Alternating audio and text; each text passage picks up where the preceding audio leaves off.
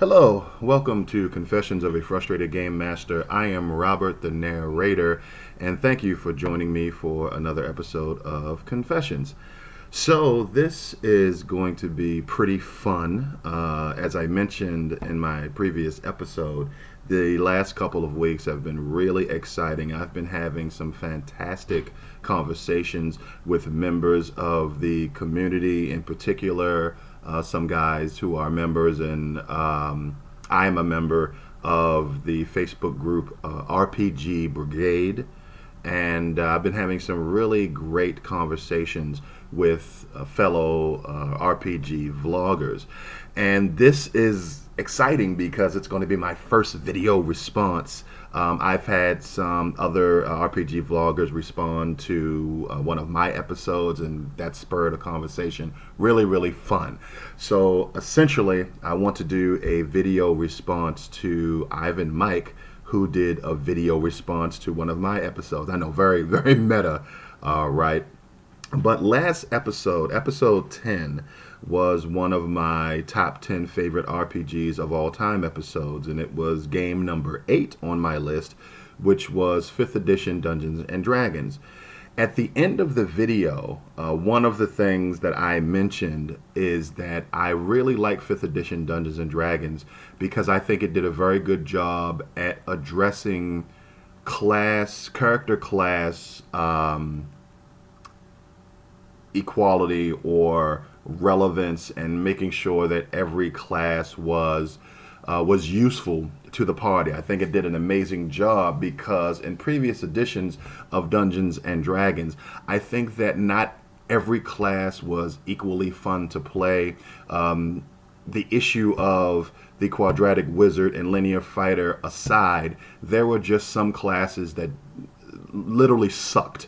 You know, they were classes like the Bard, who could do a lot of different things, but really sucked at those things compared to other classes. And you may say, well, hey, you know, you give up mastery for versatility, but I don't think it's fun for anyone to be in a game and have abilities, and then someone else in the party, no matter what ability you're doing, outshines you at the things that you do. I think that really sucks. You at that point you become a sidekick, you just become a sidekick. So I don't think that is fun for anyone, and I think that there are ways to address that, and 5th edition has done it. So that's what I talked about briefly at the end of my video, and Ivanmike has a video that talks about focus in gaming, and I'll have the link in the description of this video. And he says that he doesn't agree with the idea of every class being relevant, or doesn't think it's a good idea, or doesn't think it's a possibility. I don't want to put words in his mouth, but he didn't agree with the concept. And I just wanted to clarify some of the points that I made. You know, it may not change anybody's mind, but I think that this is a subject that probably could, a whole episode can be devoted to. So that's what I'm going to do, to at least clarify some of my points. So I'll give that a try. So I did not want to give the impression from the comments that I made in episode 10 that I am advocating that all classes be competent equally competent in all 3 pillars of role playing. This concept is something that I don't know if it was new, but during development of 5th edition Dungeons and Dragons, Mike Merles talked about the 5th edition trying to address the 3 pillars of role playing: combat, exploration, and interaction. So I am not the idea that I want every character class to be equally fun to play and useful is not the same as me saying I want all classes to be equally competent in every pillar. So I don't advocate that, because I think it would be boring if that were the case. And I think, what is the point of having classes if every class is going to be, good and in every pillar of the game? So I'm not advocating that at all. And I think where 4th edition went wrong, even though I've admitted that I really liked 4th edition for what they were trying to do, because I think that was the first edition where D&D designers were saying, hey, we're going to try to make every class equally fun to play. I think where they went wrong is that they pretty much ignored 2 of the 3 pillars. I think for the most part, 4th edition ignored interaction and exploration and put all of the focus of the game on combat. And what they did was they essentially chose to focus on combat, the one pillar, and make every class effective in its own way in the one pillar. So I think that that was where 4th edition went wrong. Not, of course, a lot of people complain that it didn't feel like Dungeons and Dragons because of the powers. But if you break it down, essentially the way that 4th edition decided to make every class relevant and equal is by focusing on one pillar and then making every class be able to function effectively in that one pillar, so that every class was relevant. And I don't think that was the way to go, because from my opinion, every pillar of role-playing game should be used and should be equally important, unless your group or you as a game master have a different focus. I think generally, especially when you're talking about the idea of every class, every different type of class that a game offers being equally important, you have to give equal importance to each pillar, or do you? And I'll tell you what I mean by that. I haven't done any surveys. I'm pretty sure Wizards of the Coast has. But I would be blown away, and I'd be willing to risk a good portion of my economic future to bet that the majority of tabletop RPGs out there put a heavy focus on the combat pillar. And I'm not just talking about Dungeons and Dragons. I'm talking about every role-playing game out there. I think if you did a survey of every role player in the world, I think that by a clear majority, the players would say that their games and campaigns focus heavily on the combat pillar. And again, this is, percentages. I'm not saying that, obviously every role-playing game in the world, people have different tastes and different pillars that they enjoy more than others. Obviously, there are games out there that may focus entirely on or majority heavily on interaction or heavily on exploration. But if I had the money to bet, and I could do a survey of every role player in the world, I'd guarantee that the pillar that gets the most attention in every role-playing game, not just talking about Dungeons and Dragons, would be combat.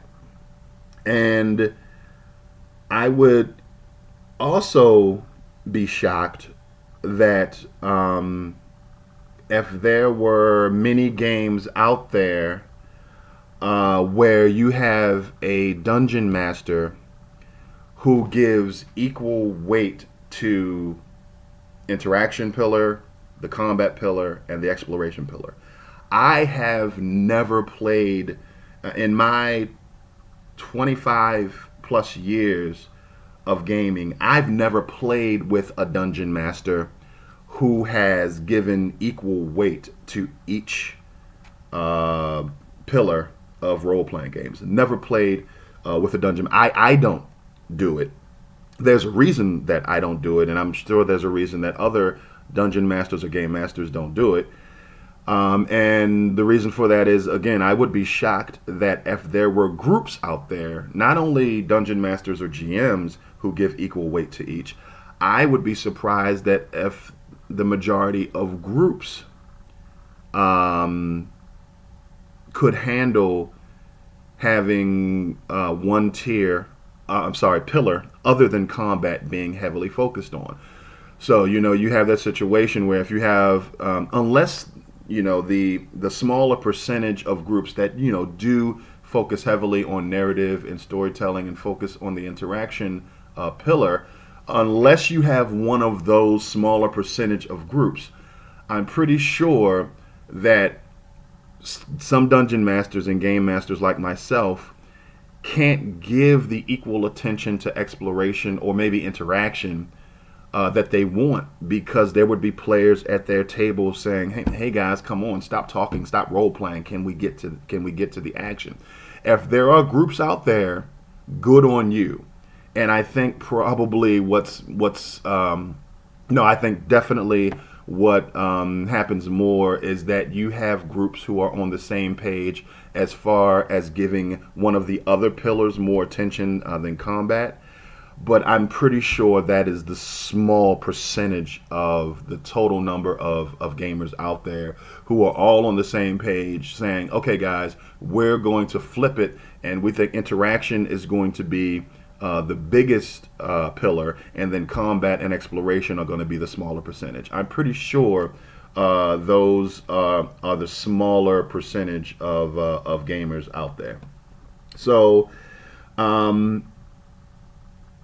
so in that respect, I think that fourth edition was, in one way, genius, and kind of gets to the point that I was actually trying to make about class relevance or usefulness. Because if the reality is, and I think it is, that the combat pillar is the one that gets the majority of the attention. Let's say that I'm going to use my games for example, and I wish that I could get around this, but the fact that not everyone in your game is going to give equal weight to all of the pillars, essentially, and also a little bit my tastes. I would say that if I had to look at my campaigns, I would say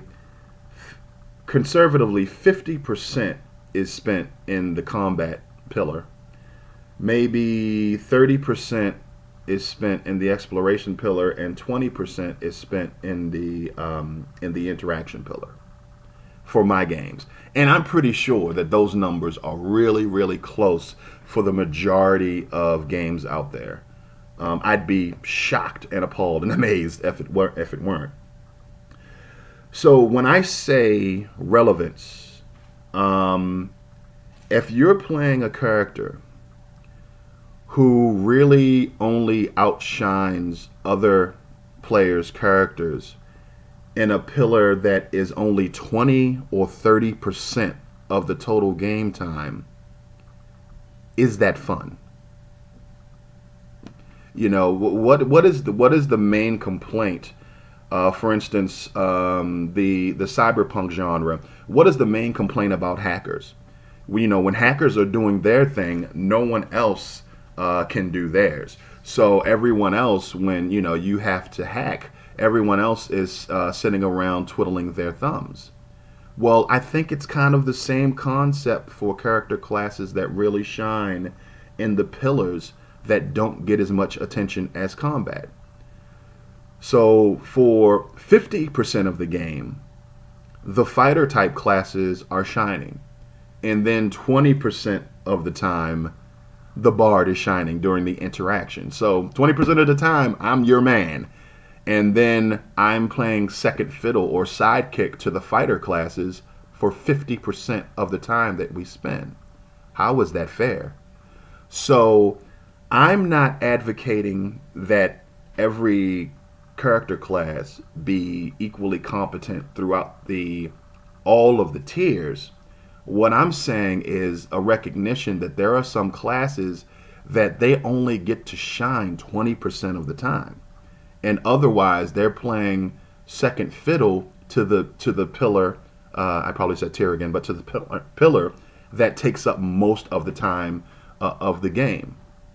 So if that's going to be the case, why not design your game so that every class is more on an equal footing doing the pillar that gets most of the attention? Why not? And it's a easy way, like what fourth edition did with their powers is, fighters being the class that is really important to the combat pillar. They had different builds. You could be a damage dealing fighter. You could be a fighter that controls the battlefield. You could be a defensive fighter. And then other classes that weren't necessarily known for being great in the combat pillar could do tricks. Like maybe the bard could, they had tricks where they could distract the enemy, or of course bards could be support characters and boost the other characters in the fight. So what I guess what I am advocating is that if you're playing the style of game, and I think most of us are, where combat is the pillar that gets most of the time to shine, make sure that every class in its own way, not all exactly the same, but in its own way that fits its class, can feel useful and not feel outshined during the combat pillar. That's what I would advocate. And I think again, as I mentioned, fourth edition tried to do that, but kind of failed a little bit. But I've been designing a game, and one of the philosophies of my game is that I was always bummed as a player who liked to play. I probably the type of characters when I'm playing role playing games, the type of characters I like to play are the ones that are competent in the interaction and exploration pillars. And it always kind of rubbed me the wrong way that, depending on what game you're playing, a combat could take 20 minutes, 30 minutes, 45 minutes, an hour, depending on what game you're playing, it could take much longer. And being the guy who played the interaction and exploration character, I was always second fiddle. The fighter was always the one who just cleaned up, and no one really had a problem with it. And the fighter got a chance to shine for 30 minutes, 45 minutes, an hour, hour and a half, 2 hours.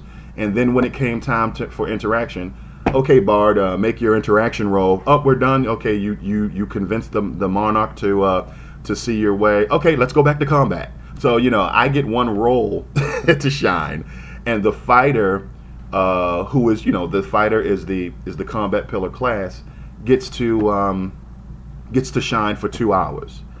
And when I designed my game, I wanted to make sure that the interaction and exploration characters had a system that was as intricate and as interesting as the combat mechanics, because I always thought it was unfair that the fighter classes got so much more time to shine than the interaction or exploration characters. So that is I guess what I'm advocating. That this I was able to get that out in a little bit of time shorter than a normal episode. But I think it was a good opportunity to clarify my point, and hopefully there'll be great discussions about this video, because I love hearing the point of views of other fellow hobbyists. And I just wanted to clarify a little bit of what I meant by every class feeling useful. If you only get 20% of the time to shine as a player, it kind of feels bad. And I personally think that there is a way, with the recognition that the combat tier is the tier that gets most of the attention, I think there is a way to have every class uniquely competent in that pillar without really taking anything away from the fighter. So that's my opinion. And thank you very much for checking out Confessions of a Frustrated Game Master. And good morning or good evening, wherever you are.